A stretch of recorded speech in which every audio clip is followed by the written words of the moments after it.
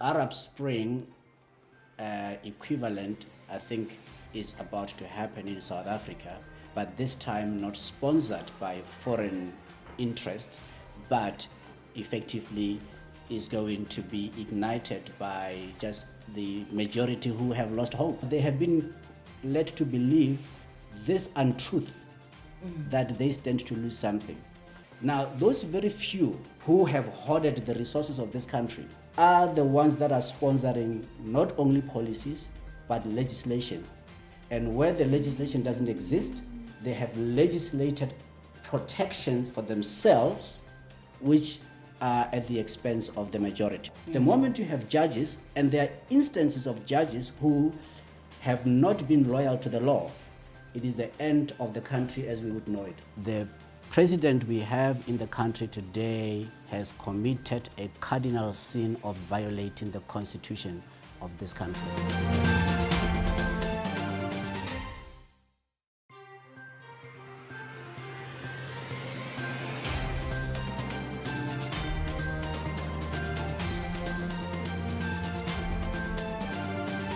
Welcome to Phakama Africa, your unconventional news source.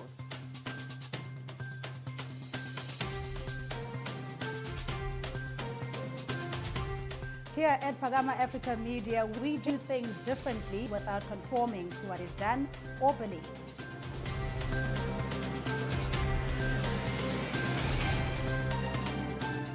Join us on this journey of uncovering the story behind the story.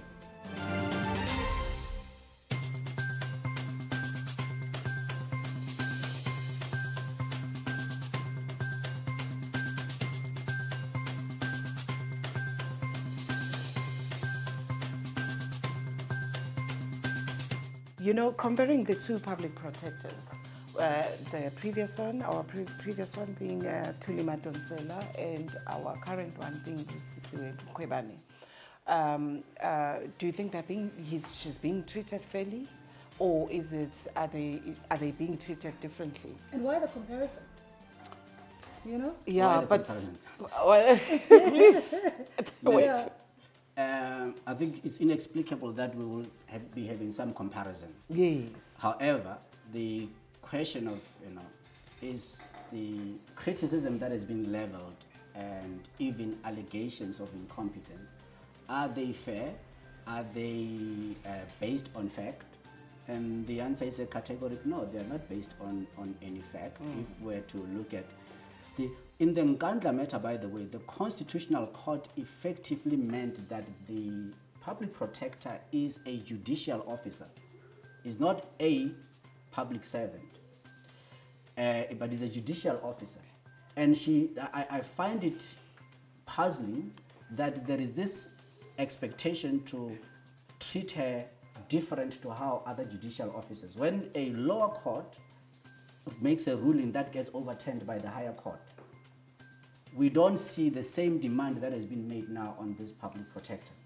But what is worse is that our lawmakers, who themselves, being the parliamentarians, who themselves have never been able to demonstrate their capacity to understand the intricate legal matters or legal issues, and more so in terms of what is demanded of them in terms of the Constitution, we have them now talking about a process of impeachment, or to consider impeachment proceedings against the public protector when they do not have the constitutionally compliant rules which will set out the due process in removal of a public protector. So it is puzzling that they could even get to that point where they are considering it, notwithstanding their own default in having passed or drafted and passed constitutionally compliant rules that deal with the removal of a public protector. So as and when the time comes for them to write rules that are constitutionally compliant, they will not be able to legally hold course on impeaching the public protector on the cases that already have been determined by the courts.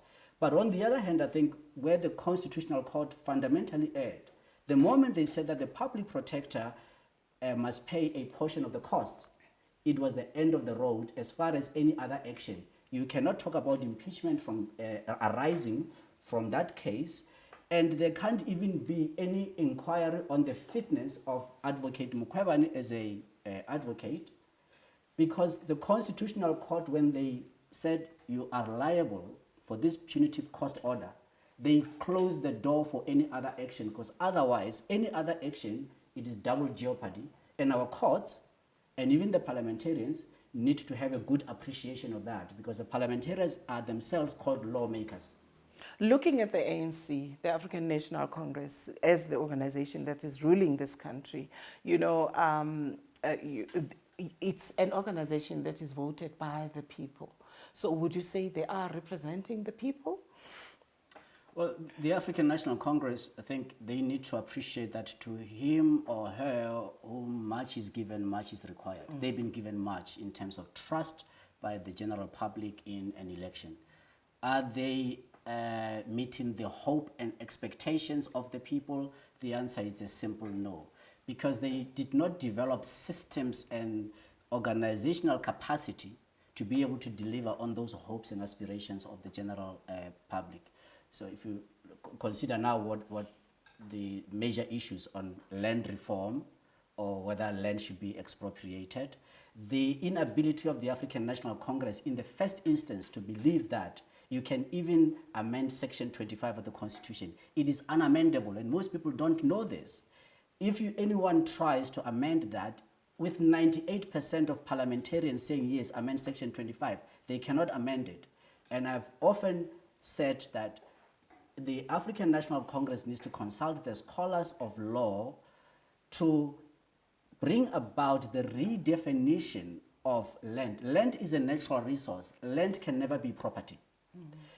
And with land being a natural resource, as are the minerals, as is water, which have successfully been nationalized, there should therefore not be this debate. So I think that is a distraction to speak about Section 25 amendment when they should ordinarily appreciate that it is not amendable.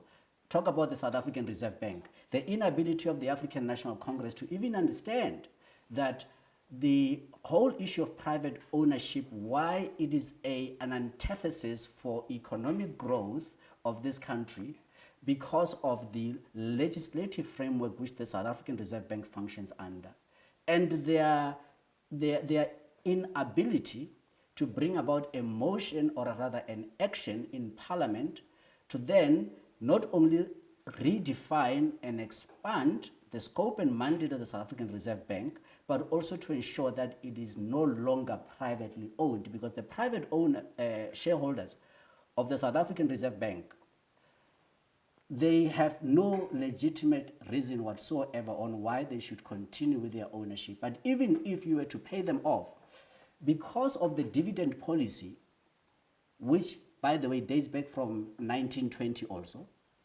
the dividend policy of 10 cents per share mean today the Reserve Bank of South Africa can be bought, the private shareholders can be paid off 24 million rand, that bank can be state-owned in its entirety and start to work for the people of this country, as opposed to what we are currently been seeing where, and the utterances by the governor and the newly appointed deputy are unfortunately part of that cocktail of violent revolt that I'm afraid is on the doorstep. Do you see the resolutions of the ANC's last conference at Nazareth being implemented? Never. Never. Because that conference, as we now got to know through the Ramaphosa leaks, the people who paid for those for the campaigning of the current president are openly against any of the policies that conference passed. So it is not possible that we can see the ANC being able to implement any of those policies. Because if they could spend R1 billion or close to R1 billion in installing a president, you can be assured that they have got infinite resources to buy every member of parliament to ensure that any of the resolutions which have to come through parliament will never see the light of day. Come the 2021 local government elections, how do you see the ANC performing in those polls? Generally, I see a lot of apathy that is going to continue to increase. So the ANC would lose elections, as we saw in 2016, as a result of voter apathy. People are just, to the extent that they have lost hope and they have lost trust in the judiciary, or they are starting to lose trust in the judiciary, they've long lost hope in government. They don't believe that government is now has the capacity to meet their needs and aspirations. We have a president who promised that should I be elected president of the African National Congress by March of 2018, my private sector chomies, they will make sure that 300,000 people are hired by March.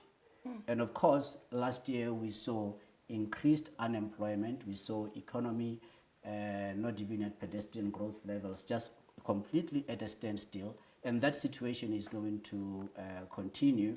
So by the time we get to the 2021 local government elections, the situation is going to be that much more worse. We've seen cost increasing at unprecedented levels. We will not be able to realize foreign direct investment because of the volatility of our currency, not the strength or the weakness, but the volatility means that there will be no investment or a decision of any kind, and therefore there will be no jobs that are created.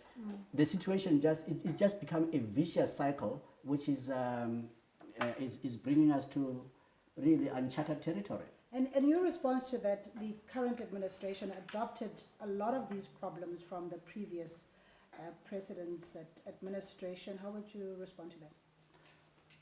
The African National Congress in November of 1993, they sent a delegation of 8 people together with 8 from the Nationalist Party, who went and agreed with the International Monetary Fund on to cage this country in a situation where it cannot make the necessary macroeconomic policy reforms. So the die was cast as early as 1993.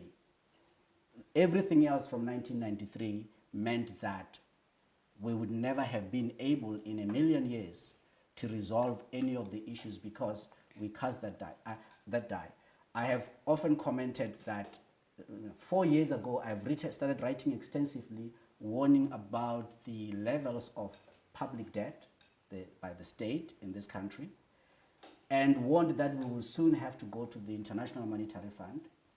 Of course, those at National Treasury and that were responsible, they laughed us off. The other thing that people are not aware of, by the way, the president of this country has got no jurisdiction over National Treasury. National Treasury has been ring-fenced in terms of the constitution of this country. So there are those that will tell you that former President Zuma wanted to go and take over National Treasury. There were no basis upon which he could take over National Treasury because it is ring-fenced. The current president as well is in the same situation. And therefore, what we have to look into it is the philosophy of the people he has appointed to be ministers of finance.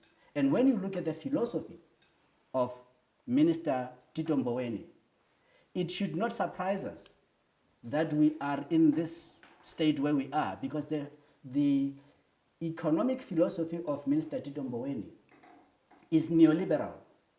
And with it being neoliberal, it just simply means this. Everything is hands-off, autopilot, minimal rules, and you hope and pray that the private sector will be honest.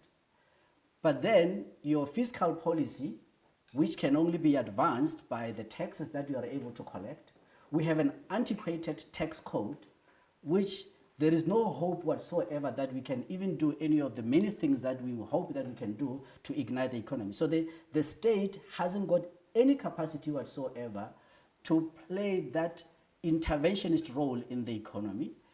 And there is no truth, by the way, to what has been said many times that there is economic uncertainty in South Africa. It is absolute nonsense. There has always been economic certainty. And the economic certainty we have had since 1994 has been that of neoliberalism. And we know it has failed. And it will continue to fail unless it is reformed fundamentally does the African National Congress have the capacity to be able to understand these intricacies in a geopolitical environment?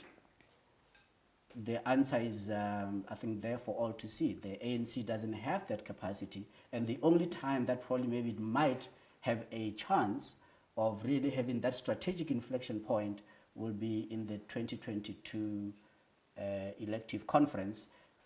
The risk, I think, for the ANC is that it might be replaced, and if it is replaced, the question is by who or by what, and right now there hasn't been enough thought and planning to say, should the ANC no longer be that party that can carry the hopes and aspirations of the people of this country, if there is an alternative, what that alternative? Because all the other opposition parties, by the way, they themselves are just wearing a different uniform, but they are singing from the same hymn sheet, and that's unfortunate. Do you see the ANC breaking up? I think there's a clip on Justice Malala who says the ANC must break up, split thoroughly. What is your reaction to that? Is that what's currently happening with the ANC?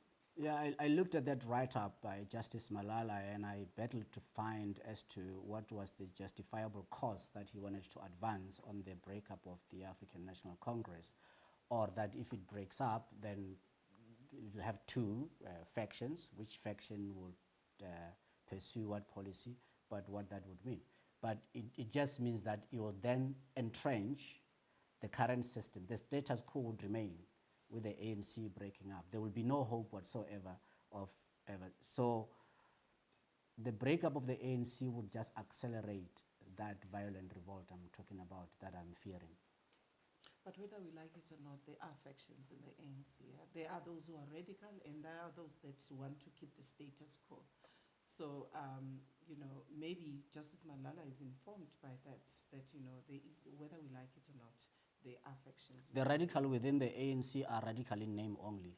By and large, they are very timid, and I can't see them ever formulating a effective counter strategy to bring about and realize that radical agenda that they speak about. So most of it really has to deal.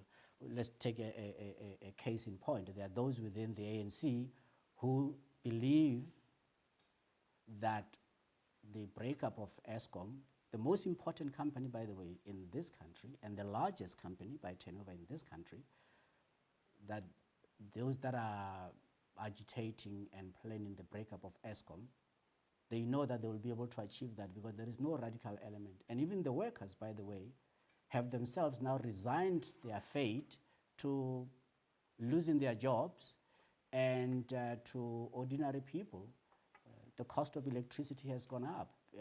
People's dignity has been impaired. So whatever that the Constitution has promised cannot be realized, and those that are wanting to make us believe that they have a radical agenda, they need to do more.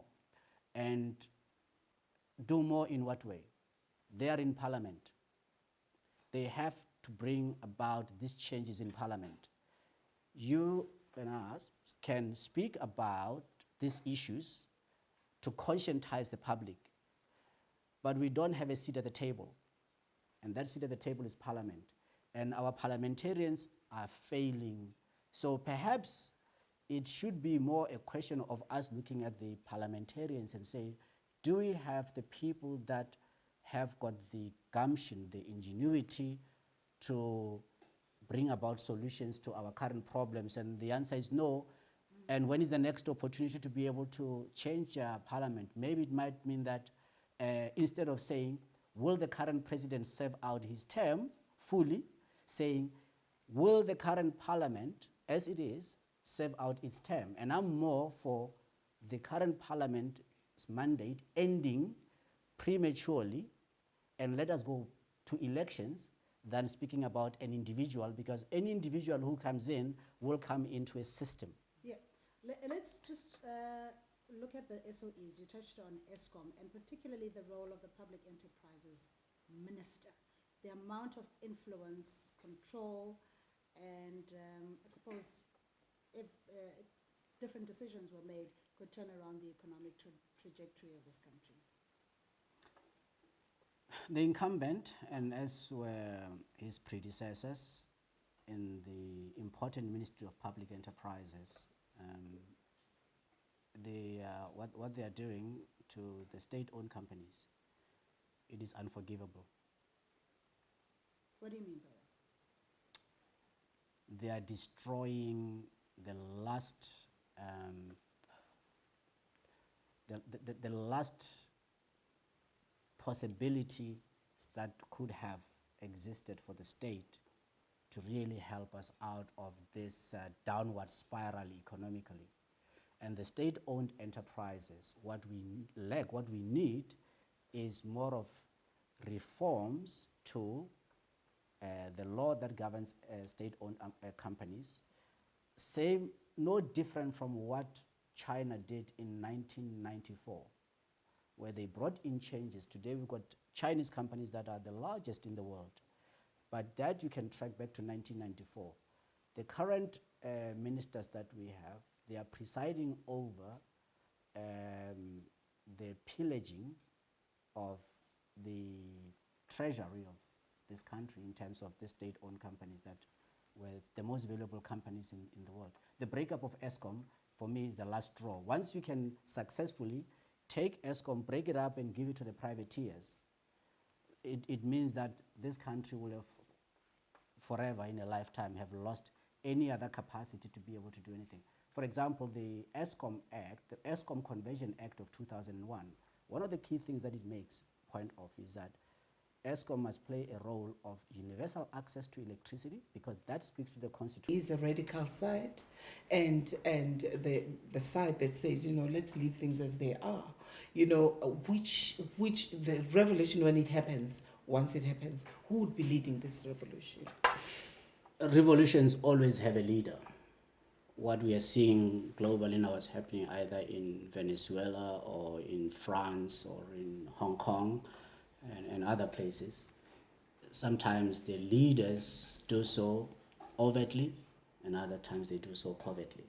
But there will always be a leader. There will always be somebody who stands to gain something from that revolution. So even in the event that those that will be revolting will be doing so to really try and find solutions to their current problems, there will be somebody who will then sponsor that for their interest to ensure that they can then profiteer from such a revolution. So even in a revolution, there will be somebody who's profiteering in one form or another. There will always be a leader to that revolution. But the people who are in government and in leadership and in terms of the state machinery, I'm including the judges, they really need to act responsibly. And very briefly, just in conclusion, a sense of hope. I guess, it almost feels like we're in a state of paralysis, but is there hope in your view? There will only be hope if and when we start to have, we take action about macroeconomic policy. Macroeconomic policy of a country, it is both the foundation and the pillars of the state and a country to be able to function. And I don't see any in the immediate future that happening as a result of concern from those that are in leadership and those that are in authority and power.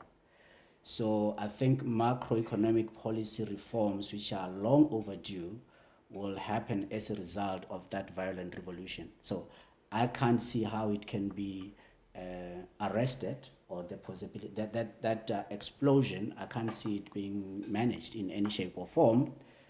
That bullet is in flight. It's just a question of when is it going to hit the target.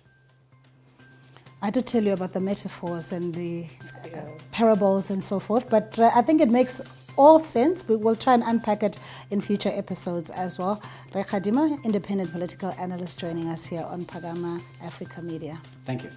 Thank you.